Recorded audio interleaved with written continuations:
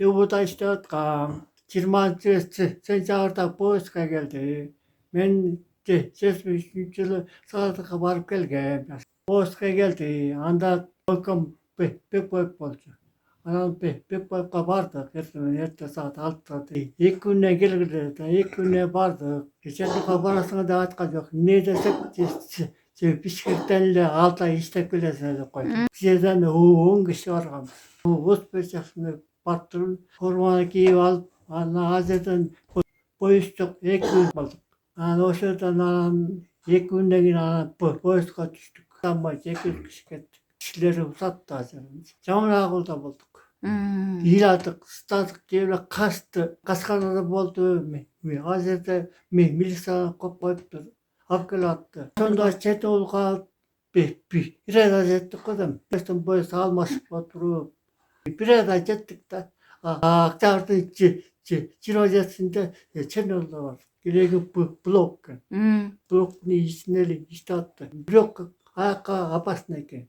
Капкара болуп бактары токойдо келет экен, күйүп кетти. Машинелерге танмарга эме жазып коет экен, номер. Ага кирүүгө болбойт экен. 15 күн иштесең, 15 күн эмеде отурасың үйдө. Анан бизде снаряд берет. Gazeteden болсо, болсо, барбайсың да. Сразу күйөт. Мына менде эмес бар. Боякты болуш керек эле.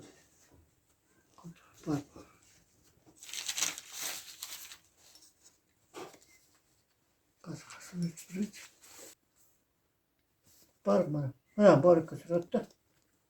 Мына бой сүрөт. Борка мына кара. Белги берип турат. Ушу белги берип турат мынакей. Боркыны көсөлө анда барасың да. Тамгада барбайсың, машинаны жанап жүрөсүң. Мен 6 ай болдум. Мурункулар болсо 1 ай, 2 айда иштешкен да. Көмүрү берди, светте жеңилдик бар болчу.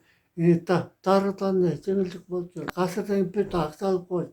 Мына бейзам 6.000 сом. Анан сыртка 7.000 сом. Ошону 13 мың алып. 94-жылы чогултту. 10 киши болчубуз. 10 киши болуп, эмеге Бишкекке бардык. Мисалы барып оорубайлы, жатпайлы. Барсак бекер дарылайт. Мисалы бияка жасасак да жеңилдик бар. Эме жүрүшүнө тынчтык болсун, жакшылык болсун. Мен мындай сүйлөгөнүм Жеге Чендоголдон келгенден кийин ушундай болуп калды. Майып болуп калдым. Бир жагынан колтум каса болуп калган асабы.